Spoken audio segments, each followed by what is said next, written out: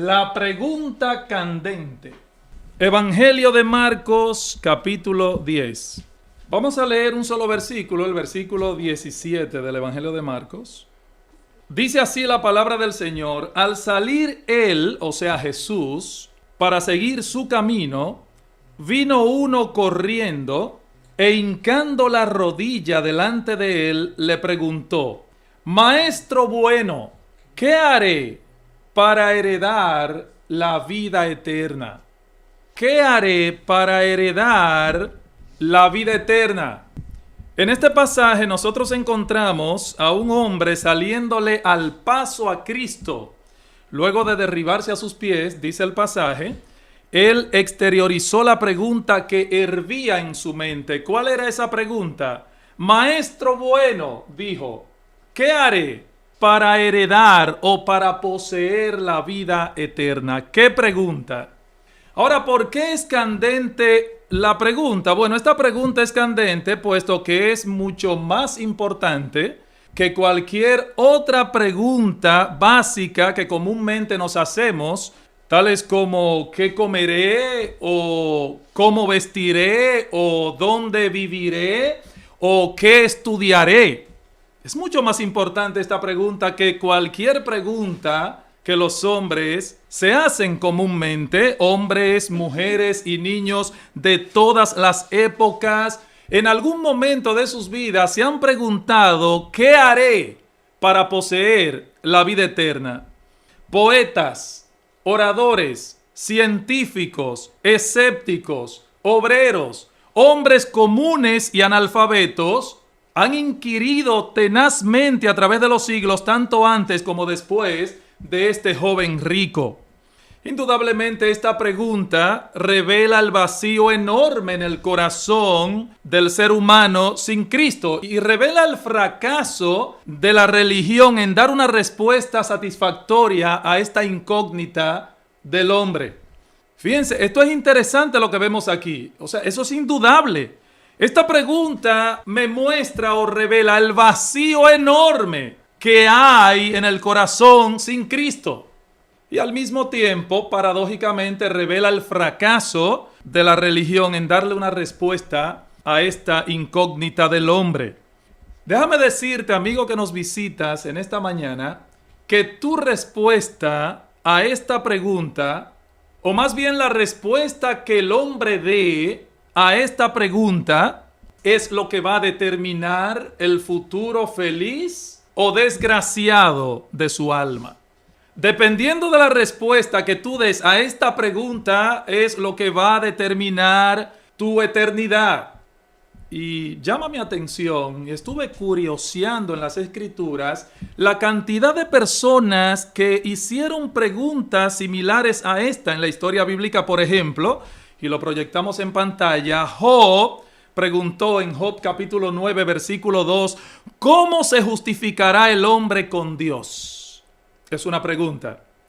El carcelero de Filipos en Hechos capítulo 16, versículo 30, preguntó, señores, ¿qué debo hacer para ser salvo? En Marcos 19, 25, los discípulos le preguntaron a Cristo, ¿y quién pues podrá ser salvo?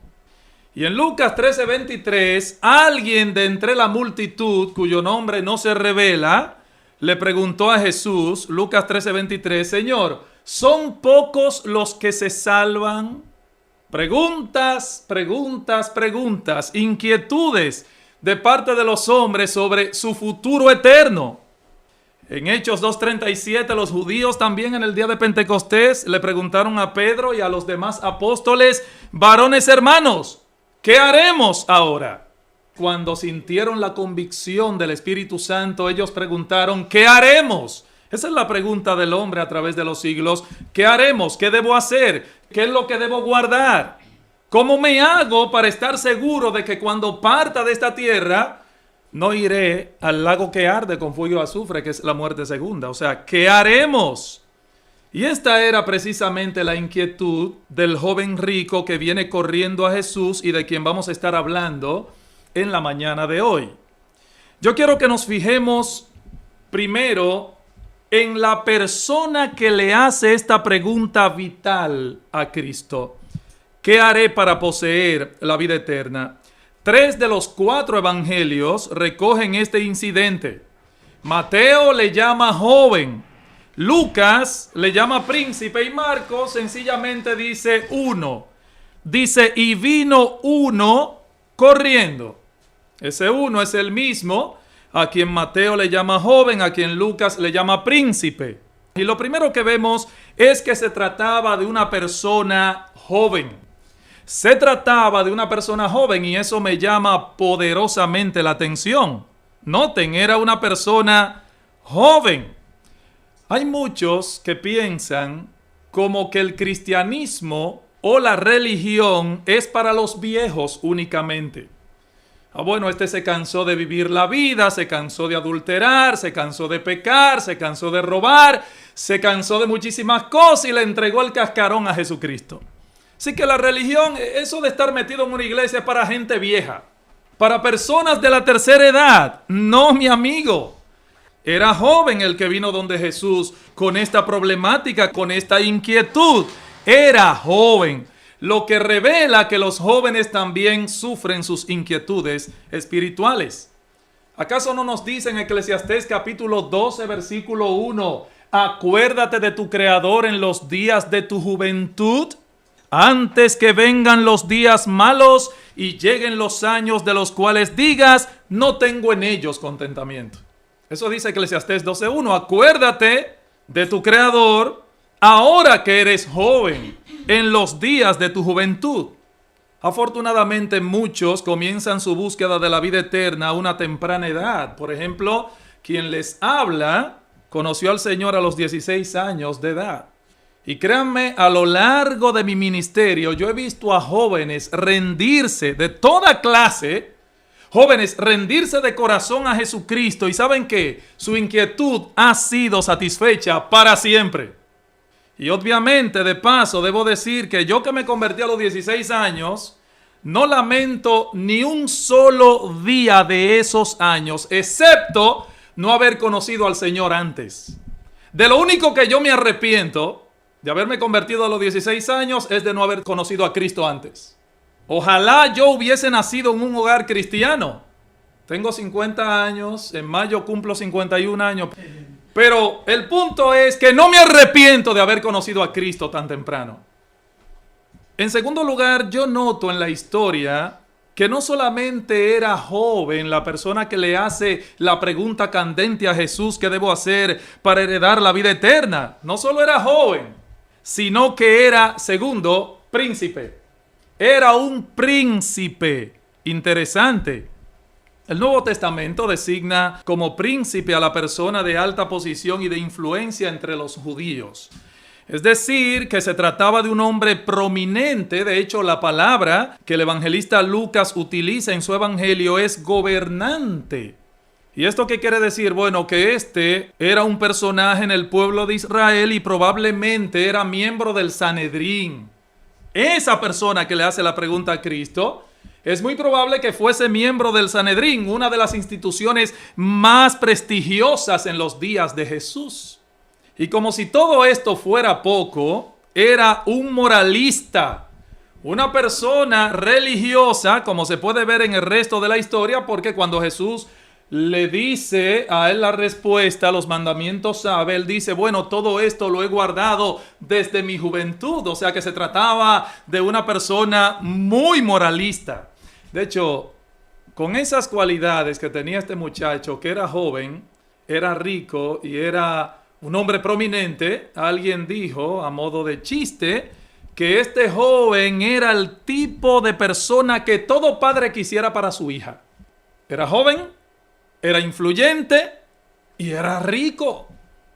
Sin embargo, noten que ni la posición, ni la influencia, ni la autoridad habían llenado el vacío de su alma. El relato me enseña que él tenía un vacío tan grande en su corazón que Marcos nos dice que él vino corriendo a donde Jesús. Lo leyeron, dice, y vino uno corriendo a donde Jesús. Y hermanos y amigos, hay detalles aquí en esta historia que no podemos pasar por alto, porque resulta que en el tiempo de Cristo la gente de prestigio no corría. Eso de ver a una persona, un alto dignatario, de que corriendo atrás de otra gente, eso no se veía. Y este muchacho se rebaja siendo de la posición en que estaba y dice el texto que fue corriendo. Ese detalle Marcos o el Espíritu Santo a través del evangelista Marcos lo da a propósito para que nosotros nos ubiquemos. O sea, este individuo, un alto dignatario, va corriendo. Eso estaba fuera de la ética social para él. Sin embargo, él va corriendo. Este joven estaba tan inquieto que vino corriendo delante del Señor y de hecho dice que hincando las rodillas delante de él, o sea de Jesús, le preguntó: Maestro bueno, ¿qué haré para heredar la vida eterna? ¿Qué pregunta? ¿Qué pregunta? Es candente la pregunta, por eso mi tema, la pregunta candente. Lo tenía casi todo, pero había una duda en su corazón que no lo dejaba vivir en paz a este muchacho. Este joven estaba claro de algo que todos nosotros, aquí yo creo que estamos claros. ¿Saben qué? Que algún día todos nos vamos a morir.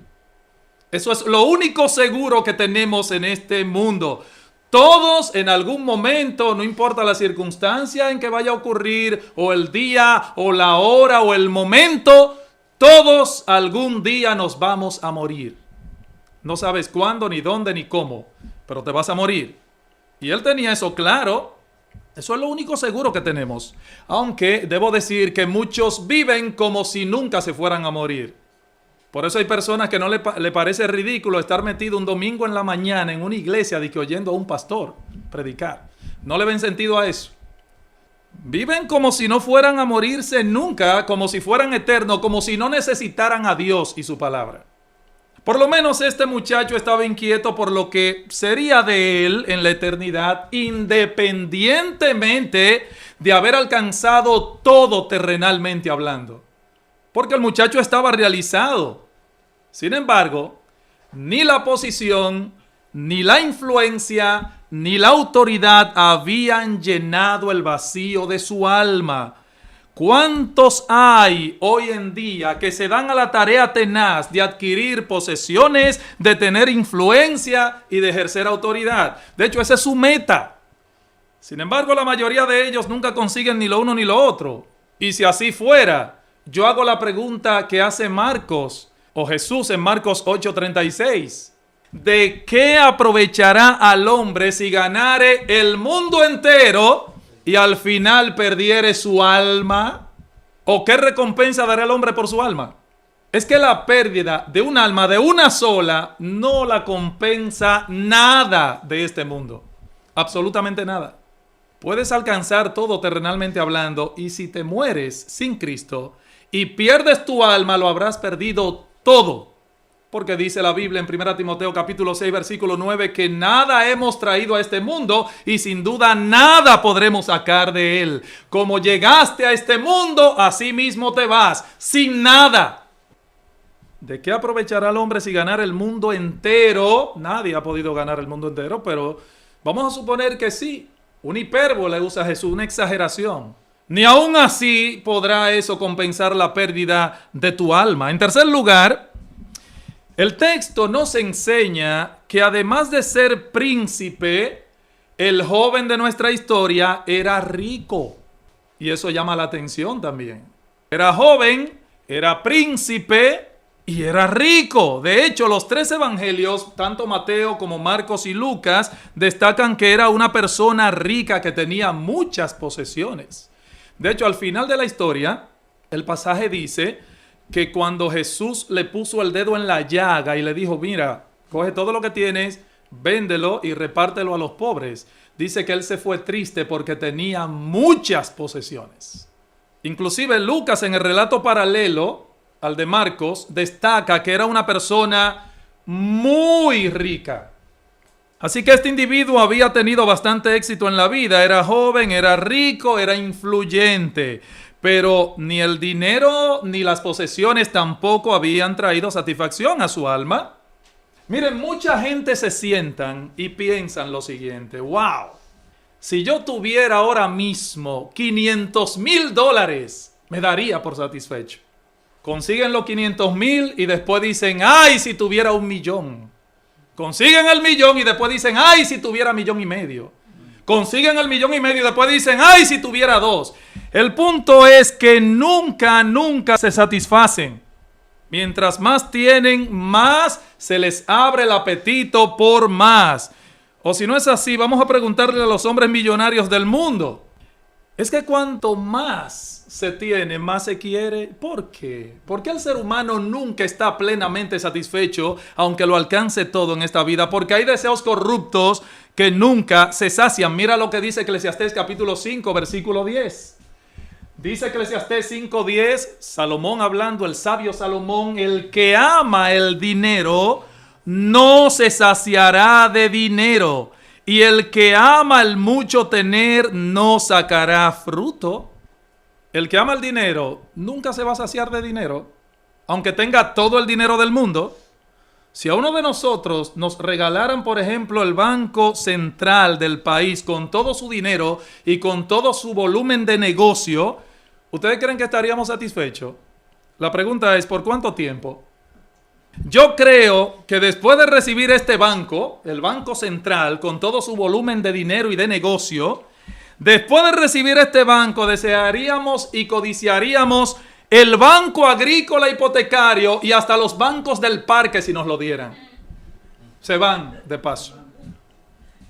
No, hermanos, no, amigos, el dinero no satisface, simplemente trae más ambición, nuevos dolores de cabezas, más impuestos.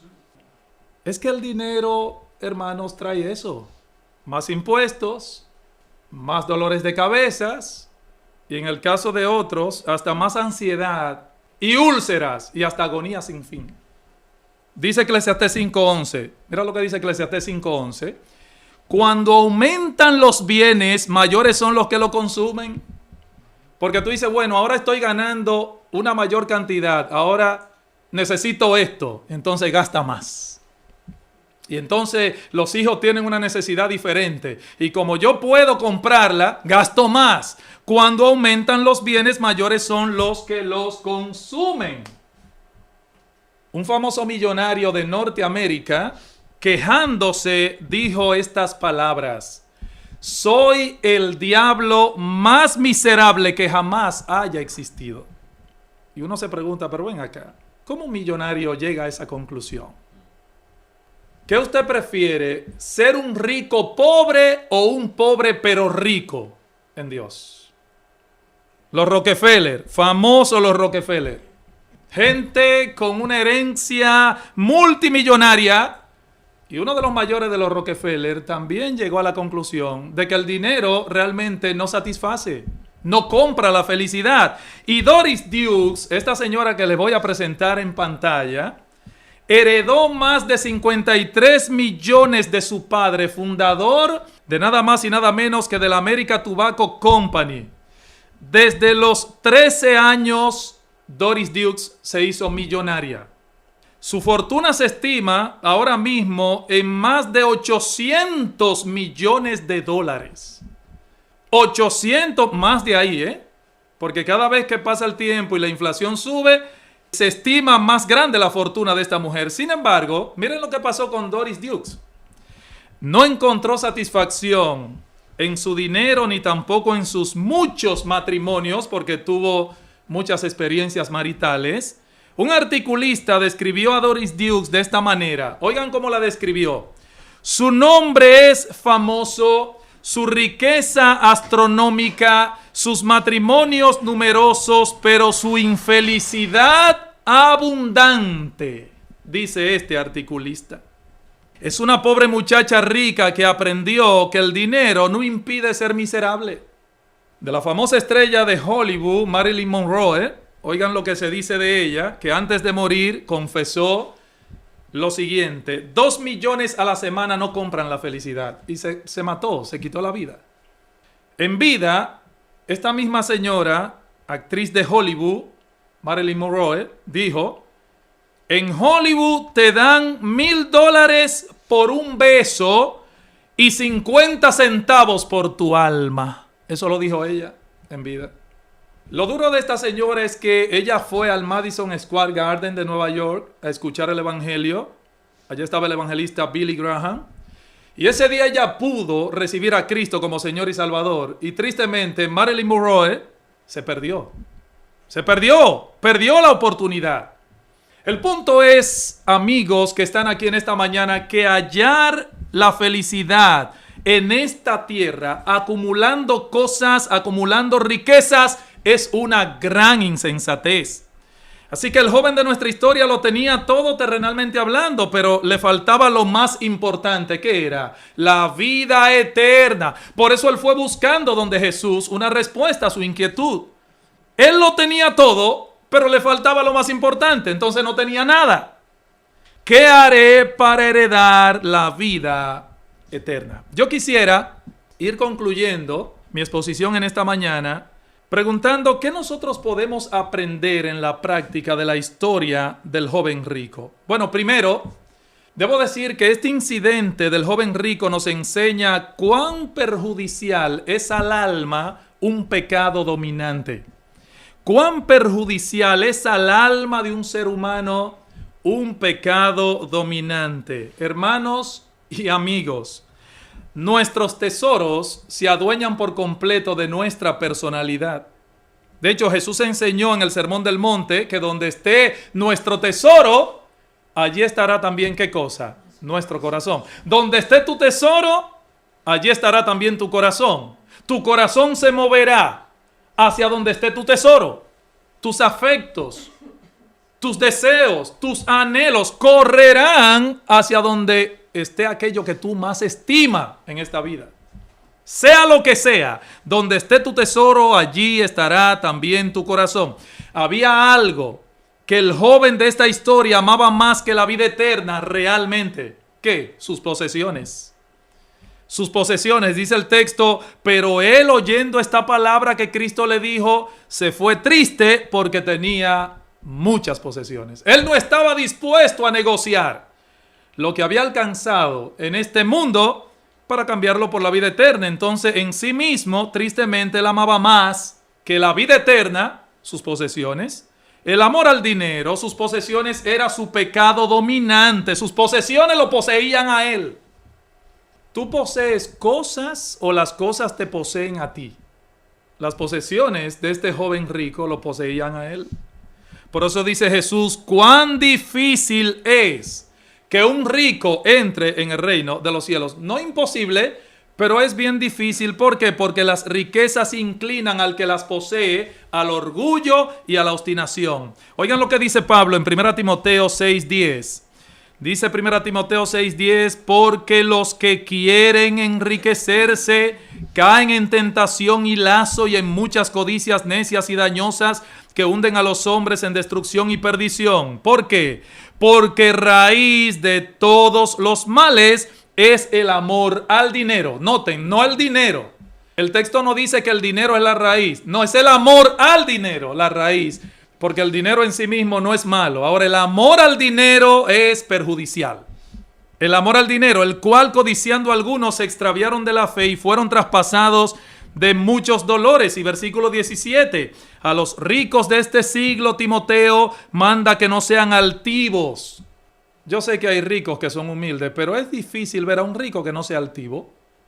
Pablo le dice a Timoteo, a este joven pastor de la iglesia de Éfeso, manda que no sean altivos los ricos, ni pongan la esperanza en las riquezas, las cuales son inciertas. Hoy la tenemos y mañana la podemos perder.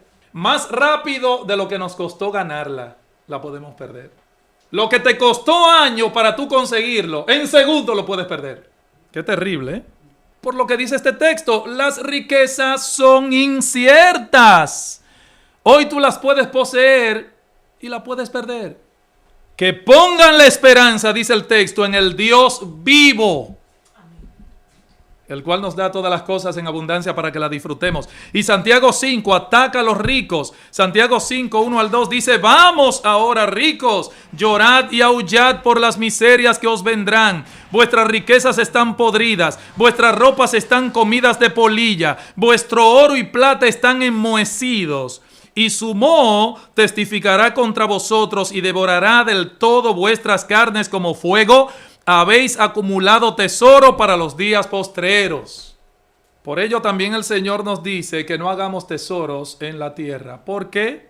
Porque las riquezas son perecederas e inciertas. Dice Cristo, hagan tesoro pero en los cielos, aquí no. Aquí la polilla corrompe, aquí los ladrones hurtan, roban. Tiene que estar poniendo seguridad y una serie de cosas para que no te quiten lo tuyo.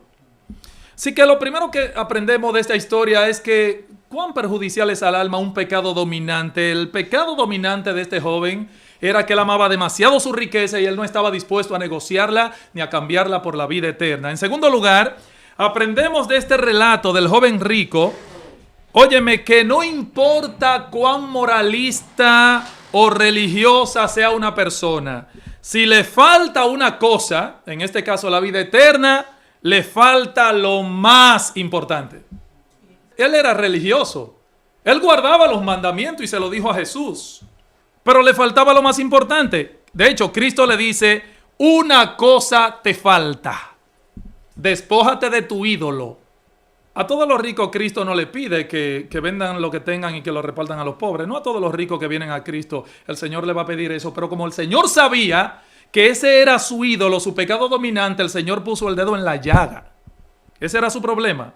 Una cosa te falta, le dijo Jesús a este hombre, y por eso que le faltó, se perdió para siempre. ¡Qué duro! Es posible casi salvarse y perderse como quiera. Es posible estar cerca de la salvación y no ser salvo. Este joven tuvo el privilegio ahí cerquita de Jesús. Ese día él tuvo la oportunidad de tomar la mejor decisión de toda su vida y tomó la peor. Es mejor decir casi me pierdo que decir casi me salvo. Todo esto lo he guardado desde mi juventud, dijo este muchacho. Pero una cosa te falta. Una cosa te falta, mi amiguito. Y por eso que te falta te puedes perder. Y tercero y último, este relato del joven rico nos enseña que es posible llegar a la presencia de Cristo, entender incluso el plan de salvación, escuchar la invitación de Dios y salir sin ser feliz. No es posible rechazar el mensaje del Evangelio e irse feliz. Eso no es posible. Eso no es posible. Seguirás con el mismo vacío. Mi amigo, quiera el Señor que al final de tu historia no seas como este joven rico, que se presentó delante de Cristo con tanto entusiasmo, pero que finalmente se alejó de Él tan angustiado, tan vacío como llegó. Es nuestra oración, la oración de nosotros, los cristianos que estamos aquí por ti, es nuestra oración, que hoy tú puedas regresar a tu casa lleno de gozo, habiendo encontrado en Cristo la salvación que tu alma necesita. Esa es nuestra oración toda esta semana. Porque la felicidad verdadera, la tranquilidad de la mente y el corazón son el patrimonio de los que encuentran a Dios en la persona de su Hijo Jesucristo. ¿Y sabes qué? Jesús se hace asequible a cada pecador y dice, el que a mí viene, yo no le echo fuera, dice Jesús. Mi amigo, asegúrate, oye, te lo pido de corazón, asegúrate que cuando tengas que cerrar tus ojos para partir de este mundo, asegúrate que pasarás la vida eterna con Dios. Porque de no ser así, créeme, lamentarás eternamente haber nacido. Lo lamentarás. Que Dios tenga misericordia de ti. Vamos a orar.